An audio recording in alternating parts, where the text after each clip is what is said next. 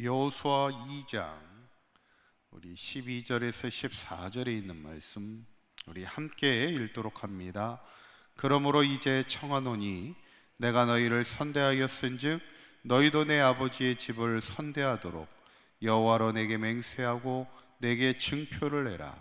그리고 나의 부모와 나의 남녀 형제와 그들에게 속한 모든 사람을 살려주어 우리 목숨을 죽음에서 건져내라.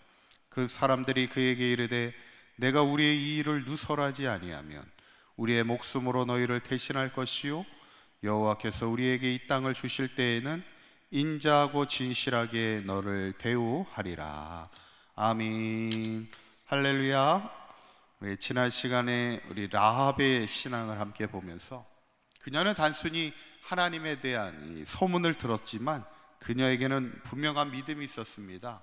하나님이 온 천지의 하나님이심을 고백하는 신앙이 있었고, 또 정탐꾼을 2명을 생명을 걸고 숨겨주는 그런 용기 있는 그런 행함이 있는 신앙이 있었음을 보게 되죠.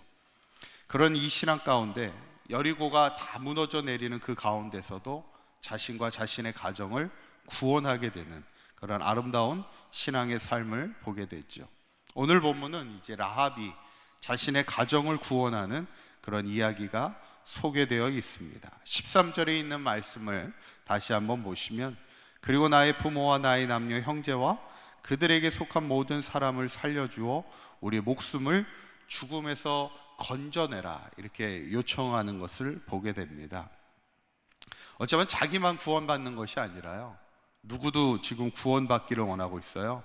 자신의 부모와 또 남녀 형제와 또 그녀에게 속한 모든 사람들, 가정의 모든 사람들을 살려달라고 이야기하는 것이죠. 어쩌면 우리가 늘 가족들의 구원을 위해서 기도하고 있잖아요. 어쩌면 이것이 아름다운 그리스도인의 삶이죠. 근데 사실 지금 여리고성이 정복당한 것도 아니고 이제 정탐꾼이 와서 정탐하고 있는 이때, 그리고 당시 여리고성에 살고 있는 사람들은요, 여리고가 점령당할 거라고는 아무도 생각하지 못합니다. 우리가 보통 견고한 성을 철옹성과 같다 그랬죠. 쇠 항아리 같이 견고하다고 얘기하는데, 당시 여리고성이 그랬습니다. 우리가 보통 건물을 질 때도 이렇게 튼튼하게 질 때는 벽을 한 겹으로만 짓지 않고 이렇게 2겹으로 이렇게 짓는 경우도 있습니다. 집을 질 때도 벽돌을 한 겹만 짓는 게 아니라 2겹으로 이렇게 짓는데, 이 여리고성이 2겹으로 이중벽으로 짓습니다. 그래서 벽이 하나 있고 또 간격을 두고 또 벽을 하나 더 쌓아요. 그러니까 그만큼 견고하게, 무너뜨리지 못하게 그렇게 견고하게 성을 쌓아서 아무도 여리고성이 무너지리라고는 생각하지 못합니다.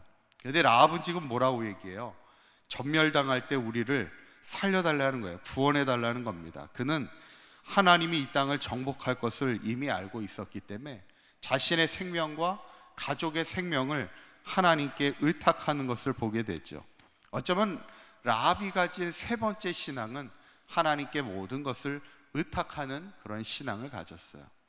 단순히 하나님에 대한 소문만 들었을 뿐인데도 이 라합의 신앙이 얼마나 앞서가는 믿음의 신앙이었는지 모릅니다. 결국 이런 라합의 신앙을 통해 하나님이 은혜를 주십니다. 첫 번째 은혜가 뭐예요? 그녀의 소원처럼 그녀와 온 가족을 구원하게 되는 것이죠. 18절에 있는 말씀을 한번 보시면, 한번 읽어보도록 합니다. 18절 시작. 우리가 이 땅에 들어올 때 우리를 달아내린 창문에 이 붉은 줄을 메고 내 부모와 형제와 내 아버지의 가족을 다 내 집에 모으라, 이렇게 얘기합니다. 정탐꾼이 하는 얘기예요. 왜냐하면 라합이 뭐라고 정탐꾼에게 요청하냐면 나에게 구원의 증표를 달라는 거예요. 우리 가정을 살려주실 증표를 보여달라, 이렇게 얘기합니다. 그러니까 참 라합도 적극적인 신앙의 사람이었던 것 같아요. 증표를 달라는 거예요. 그랬더니 정탐꾼들이 뭐라고 그래요? 우리를 내려줬던 이 창문을 통해서 붉은 줄을 매라는 거예요. 그러면 너희 집은 구원해 주겠다, 이런 거죠.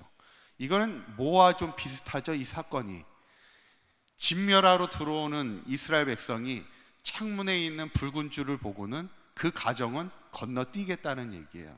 이건 뭐하고 비슷해요? 예전에 과거의 애굽 땅을 하나님께서 10번째 재앙을 통해 죽음의 사자가 지나갈 때 이스라엘 가정은 뭐를 합니까? 문설주에 어린 양의 피를 바르잖아요. 그 어린 양의 피를 보는 순간에 죽음의 사자가 그 집은 건너뛰게 되는 거예요. 그래서 죽음이 임하지 않게 하는 겁니다. 어쩌면 그거와 비슷하고, 마치 이 구원의 징표는 이제 신약에 와서는 뭐와 같냐면 바로 예수님의 십자가의 보혈의 징표와 같습니다. 이 시대 우리는 무엇으로 구원을 받아요? 예수님의 십자가의 보혈의 능력으로 우리가 구원을 받죠. 그것이 또한 십자가의 능력이 우리에게는 구원의 징표가 되는 겁니다. 저는 바라기는 우리가 이 땅을 살아가면서 우리에게도 이 구원의 징표를 가지고 우리를 구원하시기 위한 십자가의 보혈의 능력을 가지고 살아갈 수 있는 그런 믿음의 성도가 돼야 될 줄 믿습니다. 두 번째는 라합의 이런 아름다운 믿음을 통해서요, 자신의 가정을 구원했을 뿐만 아니라 자기에게도 큰 영광을 얻게 됩니다. 어쩌면 라합에게 가장 큰 영광이 뭐였을까요? 그게 마태복음에 나옵니다. 이제 마태복음 1장 5절에서 6절에 있는 말씀을 우리 한번 자막을 보시고 한번 읽어볼까요? 시작. 살못은 라합에게서 보아스를 낳고, 보아스는 롯에게서 오벳을 낳고, 오벳은 이새를 낳고, 이새는 다윗 왕을 낳으니라, 이렇게 얘기합니다. 라합이 누구를 낳아요? 보아스를 낳습니다. 보아스는 우리가 룻기를 보면은 나오죠. 룻기를 이제 자신의 아내로 맞이했던 사람이 보아스인데, 그래서 이 보아스를 통하여 다윗을 낳게 되는 그 혈족을 이어가게 되는데, 그 혈족의 이름에 누가 이름이 들어가요? 바로 라합이 들어갑니다. 이건 참 대단한 사건입니다. 왜냐하면 라합은 누구예요? 기생이었습니다. 그리고 이방 여인에 불과했어요. 어떻게 보면 유대인의 입장에서는 아주 비천한 여인이고 보잘것없는 여인이었지만, 이 다윗의 족보에 이름이 올라간다는 건 뭐예요? 예수님의 족보에도 올라간다는 얘기입니다. 어떻게 보면 한 여인이, 이방 여인이 상당히 하나님이 그녀를 높여주심을 보게 되죠. 무엇을 통해서요? 그녀의 믿음을 통하여 그를 높여주셨다는 것이죠. 어쩌면 우리가 이 땅을 살아가면서 우리가 하나님의 자녀가 되어 하나님의 은혜를 누릴 수 있는 것도 하나님의 은혜잖아요.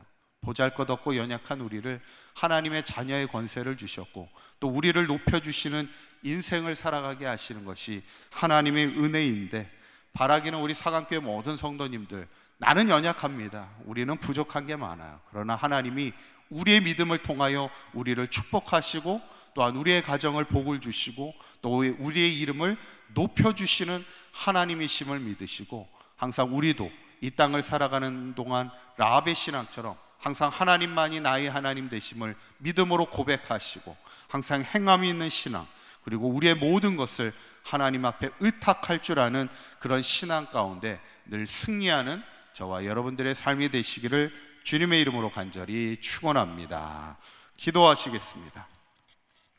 고맙고 감사하신 하나님, 오늘 기생이면서 이방 여인에 불과하였던 라합이었지만 그녀의 아름다운 담대한 믿음을 보시고 그녀를 다윗의 계보에 이름이 올라가는 큰 영광을 주신 하나님, 우리가 이 땅을 살아가는 동안 우리의 삶도 연약하고 부족하지만 우리를 하나님의 자녀 삼아 주시고 그 권세를 누리며 은혜 가운데 살아갈 수 있도록 인도하여 주신 하나님, 우리도 이 믿음 흔들리지 않게 하여 주시고, 라합의 신앙처럼 우리도 날마다 하나님만이 나의 하나님 되심을 믿음으로 고백하며 살아가게 하여 주시고, 어떤 어려움 가운데서도 행함이 있는 신앙으로 살아가게 하시고, 우리의 가정과 우리의 부모와 우리의 형제와 우리의 모든 것을 하나님 손에 맡길 수 있는 의탁하는 신앙이 되게 하여 주셔서 하나님의 구원하심을 날마다 체험하는 믿음의 삶을 살아가는 우리 사강교회 모든 성도들 되게 하여 주시옵소서. 오늘 거룩한 주일입니다. 오늘도 우리가 예배하는 그곳에 하나님 임재하여 주시고 하나님의 크신 은혜로 함께하여 주시옵소서. 우리 주 예수 그리스도의 이름으로 기도하옵나이다. 아멘.